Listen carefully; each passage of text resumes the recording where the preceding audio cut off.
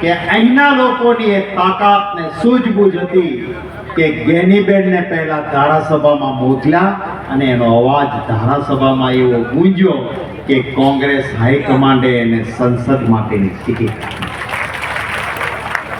આનો યશ કોઈને જતો હોય તો એ આપ સૌ વાવ વિસ્તારના મતદાતાઓને જાય છે કે તમે એક જોરદાર જબરજસ્ત મતદાતાઓ છો કે તમે આવા પ્રતિનિધિને ચૂંટીને મોકલ્યા.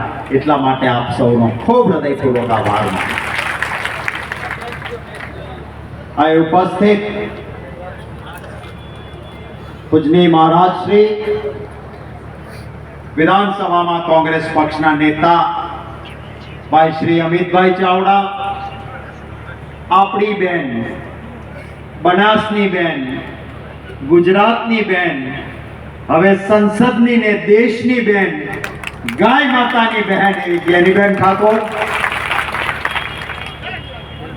જિલ્લા કોંગ્રેસ સમિતિના પ્રમુખ ભાઈ ભરતસિંહભાઈ, આદરણીય કાંતિભાઈ ખરાડી, આદરણીય ભાઈ શ્રી અમૃતજીભાઈ ઠાકોર, ભાઈ શ્રી ઇન્દ્રવિજયસિંહ ગોહિલ, ભાઈ શ્રી રાજુભાઈ જોશી, આદરણીય શિવાભાઈ ભુરિયા, ગુલાબસિંહભાઈ, ટીનાબેન,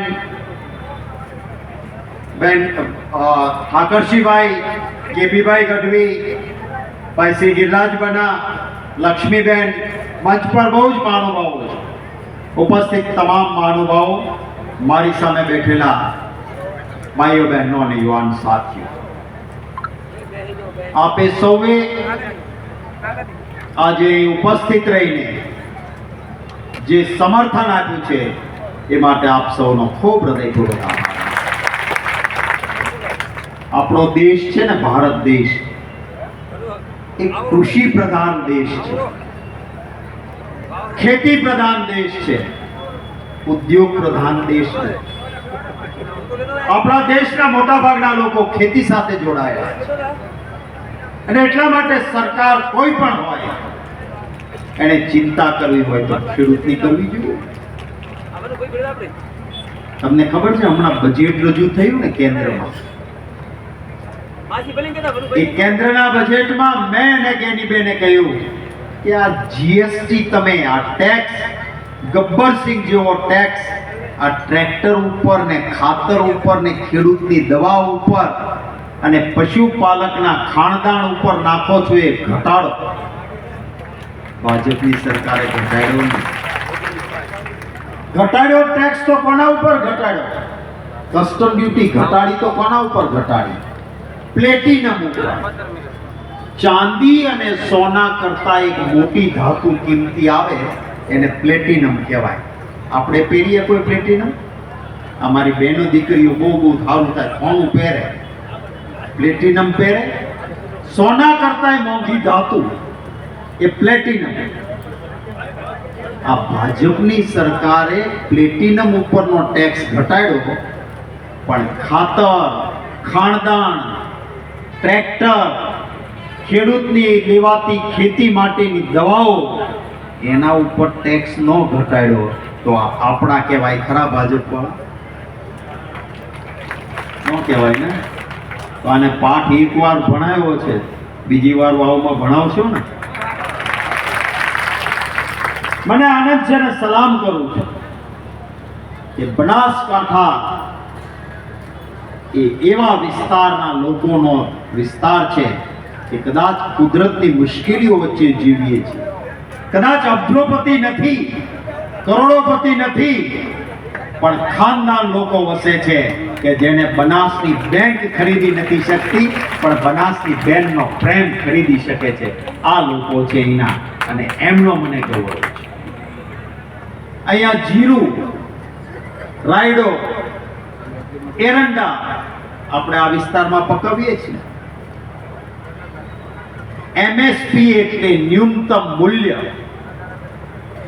ખેડૂતના ઘરમાં ખેત પેદાશ આવે ત્યારે એને ન્યૂનતમ મૂલ્ય મળવું જોઈએ, ઓછામાં ઓછા આટલા પૈસા મળવા જોઈએ એમ નક્કી કરીને એમએસપી મિનિમમ સપોર્ટ પ્રાઇસ એટલે કે ન્યૂનતમ મૂલ્ય એ સરકારે બાંધવું જોઈએ. નથી રાયડા માટે લાખ હેક્ટર જમીનમાં નર્મદાનું પાણી આપવાનું હતું. ઉત્તર ગુજરાતના એક ખેડૂત, બનાસકાંઠાના ખેડૂતના ખેતરે ખેતરે નર્મદાનું પાણી પહોંચવું જોઈએ. અરે ગંદુ ગટરનું પાણી નહીં, નર્મદા મૈયાનું ચોખ્ખું પાણી મળવું જોઈએ. આ તમારો અધિકાર છે. આ ભાજપની સરકાર આવી, 19 લાખ હેક્ટરને આપવાનું હતું, એના ઉપર કાતર મૂકી અને 9 લાખ હેક્ટર જ ખેડૂતને મળ્યું. બાકીનું ક્યાં ગયું? તો કે પેલા માનીતા ઉદ્યોગપતિઓને પાણી આપી દેવાનું છે, ખેડૂતના ખેતરે નથી પહોંચ્યું. અને એટલે આપણો ખેડૂત નર્મદાનું પાણી એ ઉદ્યોગપતિને જોઈતું હોય તો એને પૈસા દઈને ખરીદવું પડે, કૂવો કરવો પડે, બહારથી લાવવું પડે, પણ મારા ખેડૂતનો નર્મદાના પાણી પરનો અધિકાર હતો, એને ભારતીય જનતા પાર્ટીએ લૂંટ્યો છે એમ કહેવામાં મને કોઈ શરમ નથી.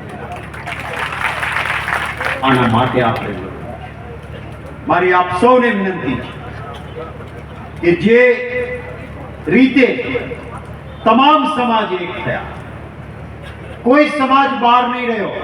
ગેનીબેનની ચૂંટણી આવી ત્યાં તમામ સમાજે યોગદાન આપ્યું. જેમ લંકાની નગરીને ધ્વંસ કરવાની હતી અને ભગવાન રામ સેતુ બનાવતા હતા, તો ઓલું ચકલી મોઢામાં પાંદડું લઈને જઈને નાખતી હતી અને ખિસકોલી ધૂળમાં આળોટીને પાછી ત્યાં જઈને આડી પડતી હતી. કોઈ કહ્યું, તું શું કરસ? કે બીજું કઈ નથી, આ રૂવાડી ઉપર થોડી ધૂળ ચપટી ચોટે તો એ તો સેતુમાં હું કામમાં આવું. અને આ રાજુભાઈ જોશી જેવા કે ગુલાબસિંહ જેવા હતા તો મોટા પર્વત લાવીને નાખતા. એમ આ ચૂંટણીમાં પણ મોટા લોકોએ મોટું યોગદાન આપ્યું. તો ગરીબ વિધવા બહેન દીકરી કોઈ ખૂણે ઝૂંપડામાં હતી તો એના પણ આશીર્વાદ સાથે હતા, અને એટલા માટે જ આપણે આ ચૂંટણી જીત્યા છે. આવતા દિવસોમાં આપનો આવો જ પ્રેમ ઈચ્છું. ભારતીય જનતા પાર્ટીનો એ અહંકાર હતો. આ દેશની કોઈ બેન દીકરી, કોઈ પણ સમાજની બેન દીકરી, અને રાજા મહારાજા એટલે ક્ષત્રિયો જરૂર બહુમતીમાં હતા, પણ તમામ વર્ગના, બ્રાહ્મણોના પણ રજવાડા હતા, તમામ વર્ગના ક્યાંય ને ક્યાંય પટ્ટાઓ હતા. રાજ્ય કોઈએ પોતાની બેન દીકરી અંગ્રેજને નહોતી આપી. એમ છતાં એ વખતે ભાજપના એક ઉમેદવારે કહ્યું કે આ તો બેનું દીકરીઓ આપતા હતા અંગ્રેજોને, આપણી બેન દીકરીનું અપમાન થયું. ત્યારે એ બ્રહ્મ સમાજ હોય કે એનો ક્ષત્રિય સમાજ હોય કે દલિત ભાઈ હોય, સૌએ ભેગા થઈને ગેનીબેનને મદદ કરી હતી. એમનો પણ સૌનો આભાર. આ એકતાનું પ્રતીક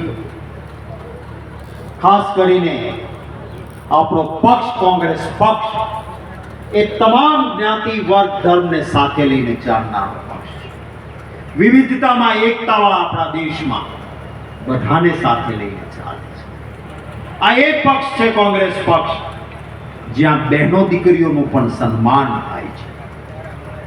આપણે કોઈના પર વ્યક્તિગત જવું નથી, પણ અગ્નિની સાક્ષીએ સોગંદ ખાધા પછી પોતાની પત્નીને વફાદાર ન રહેતા હોય એને આપણે શું વધારે તકલીફ છે? ત્યારે હું ચોક્કસ કહીશ કે આ એક કોંગ્રેસ પાર્ટી છે જેણે મહિલા સન્માન કરીને સૌથી પહેલા દેશના વડાપ્રધાન તરીકે એક મહિલાને બેસાડ્યા હોય તો એ ઇન્દિરા ગાંધી એ વડાપ્રધાન તરીકે બેઠા. એક ઝાટકે પાકિસ્તાનના બે ટુકડા કર્યા, અને ભાજપના નેતા હતા અટલ બિહારી વાજપેયી, એણે પણ કહ્યું હતું કે માં દુર્ગાનો અવતાર એટલે ઇન્દિરા ગાંધી. આજે આ ભાજપ વાળા એને ગાળો દેવામાં પાછી મૂકવાની નથી. એ જ રીતે અહીંયા એક બહેન, જુજારુ બહેન, સંસદમાં આપણો અવાજ ઉઠાવે. આ ગેનીબેનને આપણે ચૂંટીને મોકલ્યા છે. આજે આપણા રાષ્ટ્રીય પ્રમુખ એક દલિત સમાજમાંથી આવતા ખડગે સાહેબ છે. એ ખડગે સાહેબ એક ગરીબ દલિત પરિવારમાંથી સંઘર્ષ કરીને નીકળ્યા. 9 વખત ધારાસભામાં ચૂંટાયા, લોકસભામાં પણ ચૂંટાયા, અને આજે રાજ્યસભામાં નેતા છે. દલિત સમાજમાંથી આવતા આપણા રાષ્ટ્રીય પ્રમુખ છે. તમામ સમાજને સાથે લઈને ચાલનારી કોંગ્રેસ પાર્ટી છે. આપને સૌને પણ વિનંતી કરું છું કે જરાક એકતા રખાવજો અને આ મંચ ઉપર બેઠેલા છે ને એ બધા જ એક રહેશે અને કોક આડોવળો થાય તો એને કાન પકડીને સીધો કરવાની જવાબદારી તમને સોંપીને જાઓ. નિભાવશો બરાબર? પાક્કો? મને પૂરો વિશ્વાસ છે કે આ મંચ પર બેઠેલામાં કોઈ આડોવળું નહીં થાય, કારણ કે આ ખાનદાન પરિવારના સભ્યો છે. આપણે હોય ને, ભલે મેં નથી કર્યા, પણ આ ઇન્દ્ર વિજયભાઈ જેવા, ગુલાબસિંહ જેવા, આ કાંતિભાઈ ખરાડી જેવા ઘણાયના લગ્ન જોયા છે ખરા. કુટુંબમાં ઘણી વખત 2-5 મૂર્તિયા એક સાથે તૈયાર થઈ જાય, લાયક જ હોય, બરાબર ઘોડે ચડાવ્યા જેવા હોય, બધાય બરાબર લાયક હોય. પણ પછી જે કુટુંબ છે એ ભેગું થઈ નક્કી કરે કે આ વખતે આનો પ્રસંગ લેવાનો છે. પછી ખાનદાન કુટુંબના બીજા ભાઈઓ એ શું કે બળવો કરે, ખાનદાનો બળવો કરે, એ ઓલાને કે ભાઈ કુટુંબમાં નક્કી થયું છે કે તું આ વખતનો વરરાજો, તો હવે તું ચિંતા ન કરતો, તું ખાલી હસતું મોઢું રાખજે, તારી બૂટની વાદળી બાંધવાની જવાબદારી અમારી છે ને. એમ વાવની પેટા ચૂંટણીમાં જે હાઈકમાન્ડ મૂર્તિઓ બનાવે, બાકીના જે મૂર્તિયા હોય એને ભાઈની જેમ ખભો બેલવીને સાથે રહેવાનું, એની બૂટની વાદળી પણ બાંધી દેવાની, જીતાડી મોકલવા. મંચ ઉપર પાકું, હાથ ઊંચો કરીને પાકો. આમે તો પાકું જ છે, બરાબર ને? બાપુ આશીર્વાદ આપજો, ખાનદાની જળવાઈ રહે.